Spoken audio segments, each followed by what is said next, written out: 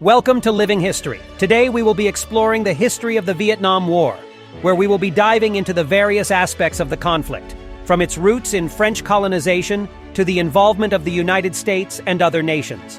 We will explore the reasons behind the division of Vietnam, the impact of guerrilla tactics on the effectiveness of U.S. military strategy, and the role of outside countries such as the Soviet Union and China.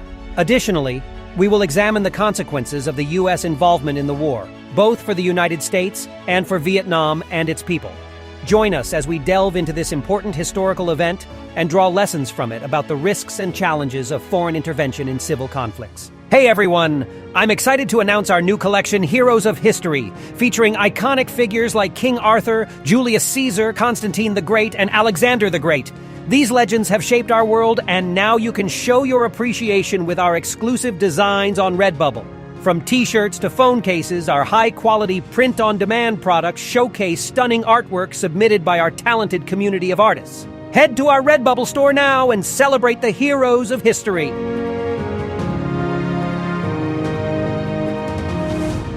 To begin with, let us once again show Vietnam on the world map. It's an elongated country nestled under China and next to Thailand, the Philippines, and other hot resort destinations. These guys have never been bored, even without Americans. In the millennial history of Vietnam, the days when peace prevailed can be counted on one hand. But in 1857, France decided that the Vietnamese were not democratic enough, and after a long war, made the country its colony. This went on until the end of World War II. But here it is worth mentioning an important fact. Since as early as 1860, there was a strong independence movement in Vietnam. And in fact, the beginning of the war in Vietnam can be considered as 1941. Why so early? It was then that the Viet Minh, an organization led by Ho Chi Minh which wanted independence, was officially founded. At that time, on paper, Vietnam was still French, but in fact it was fully occupied by Japan. This is World War II, remember? And it turned out quite a funny situation. On the one hand, Vietnam was at war against France, destroying its colonial army, and on the other hand, the Japanese were also in the crossfire. So in fact, in World War II, Vietnam was against everyone at the same time. That, however, did not prevent the President of the USA from calling Ho Chi Minh a hero 20 years before he became enemy number one. In 1945, when Japan fell, Vietnam had only one enemy left. Vietnam's War of Independence against France and a small British Expeditionary Corps has been called the First Indo-Chinese War. But frankly, it's one protracted conflict because that's where the US guys came on the scene. Why? Because the aforementioned Viet Minh was socialist to the last of its members. On September 2, 1945, the guys declared independence and the formation of the Democratic Republic of Vietnam, which on paper was communist. And the Americans were not happy with the emergence of a powerful socialist camp. So the guys helped the French in every way they could, with counselors, financing, and of course ammunition. It was not the American Johns who tasted the famous smell of napalm in the morning, but the French Emmanuels, as they tried to maintain control of the colony from 1945 to 1954. And in 1954, 10 years before full-scale intervention, the U.S. was already paying for 80% of the war effort. That is, roughly speaking, fighting on the side of the French, who merged in the most mediocre way. It would seem that the 115,000 well-equipped corps of the French, with their tanks, planes, and napalm from the Allies, were opposed by less than 100,000 Vietnamese, who couldn't really be called an army. Until 1954, the Viet Minh had not acquired a single tank or ship, but they won. According to the Korean drawings, Vietnam was divided into two parts. The north, up to the 17th parallel, was occupied by the DRV, while the south was controlled by France. But not for long, for here we come to a key point of the war, and it is that unlike the Koreans, the Vietnamese were united and did not want to be divided into two countries. The guys demanded an election, which was sort of scheduled for 1956, but it didn't work out by itself, since the communism was a pain in the ass for US. But it was the commies who were the main political force in Vietnam. The very founder of the Viet Minh, Ho Chi Minh, became president, and the northern part of the country followed the merry way of repression, executions, and other joys of life that accompanied communism around the world. According to various estimates, the Viet Minh slaughtered between 5% and half of his own population on trumped-up pretexts. But nevertheless, he was supported even in the South. As early as 1957, communist uprisings began to erupt one after another in the rural areas of South Vietnam. It was the villagers who were the driving and most fearsome military force, for the guys had been fighting for generations against their neighbors, then against the French, then against the Chinese. China, by the way, was in a race with the USSR to influence the communists in Vietnam. On the whole, it did win, but globally both countries opposed the US and quietly supplied tanks, weapons, and specialists to North Vietnam. Actually, it helped the DRV to get so strong that the communists began to lick the sweet land of the South. And they were well supported there, as we have already mentioned. Not even for ideological reasons, but because the Vietnamese from the South felt like a colony of the United States and its allies. This was not South Korea, which had quietly thrown itself at the mercy of the victors. The Vietnamese on both sides wanted independence, so the South Vietnamese government could not handle the uprisings on its own. Since 1961, the U.S. had been moving troops into Vietnam, and 1965 is considered the year the U.S. began a full-fledged regular army war, and the year the U.S. began a war that it would humiliatingly lose. General Norman Schwarzkopf calls the insertion of troops a mistake. This is indeed true, for as we have recalled 1,000 times, the Vietnamese were united. What was happening in the country was considered a civil war.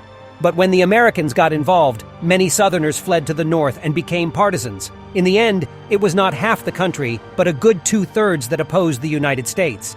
2.5 million Americans passed through Vietnam. Almost 60,000 of them died, and more than 300,000 were left wounded.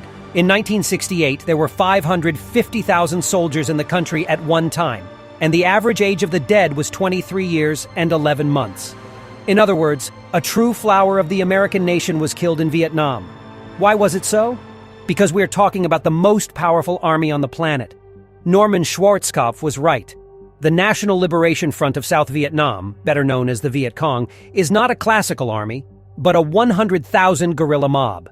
The U.S. and Commander-in-Chief William Westmoreland adopted the search and destroy doctrine. It involved the active use of reconnaissance and the scorching of enemy units, as one would expect in classic warfare. But the trouble was, there were no enemy units. The Viet Cong, and with it the North Vietnamese Army, had long used terror tactics. The U.S. military police recorded more than 1,000 terrorist attacks a month between the 1960s and 1970s. In parallel, small Vietnamese units were literally everywhere. They dug tunnels, hid in trees, and slept in the mountains. After all, Vietnam is one big jungle, and hiding there is easier than ever. The Americans planned to fight the regular army and screwed up. Instead, they fought with thousands of guerrillas. Guerrillas fought with everything, from Witu Japanese rifles to trophy German weapons. And the excellent knowledge of the area, coupled with a total desire for independence, did magical things. Let's take bombs, for example. The Allies dropped 2,700,000 tons of bombs on Germany during World War II. Do you know how many the U.S. dropped on Vietnam in less than 10 years? 6,727,000. Almost triple that. And the result was zero, because the search and destroy scheme completely failed. And the further the situation got, the worse it was.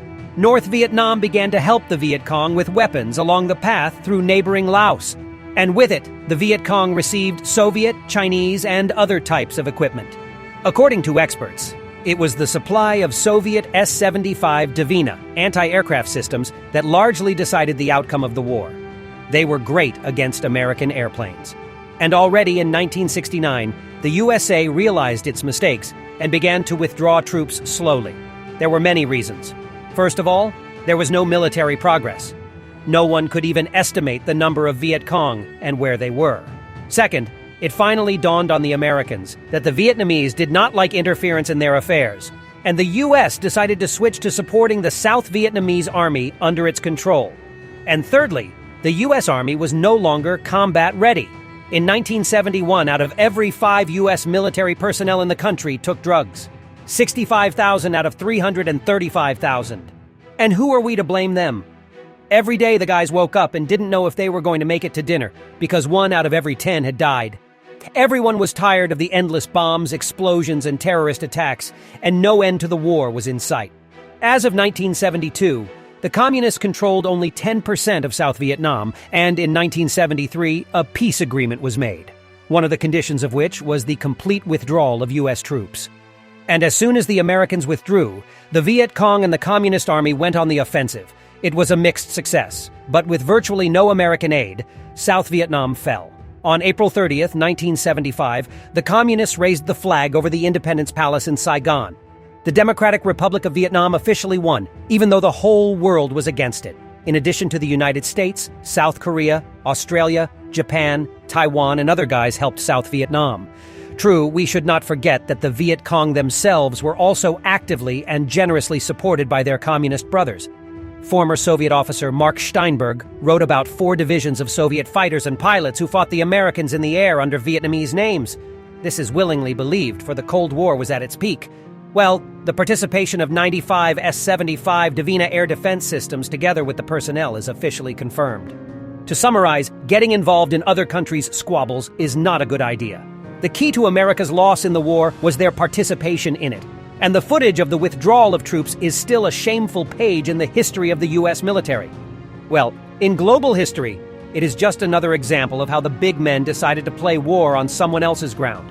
The civil conflict of the separately taken country has developed into the mini-world war, with participation of 10 countries from each side. And according to the most conservative estimates, this game took 5 million lives, the vast majority of whom were civilians. Civilians who don't know the difference between communists and capitalists. Civilians who don't understand geopolitics and the interests of presidents. Peaceful civilians who just want to live their lives instead of dying. And by a cruel irony, they become a bargaining chip in global conflicts. And as modern history shows, the Vietnam experience has not taught the world anything. That's it for now. Don't forget to hit the like button and subscribe. See you soon, folks!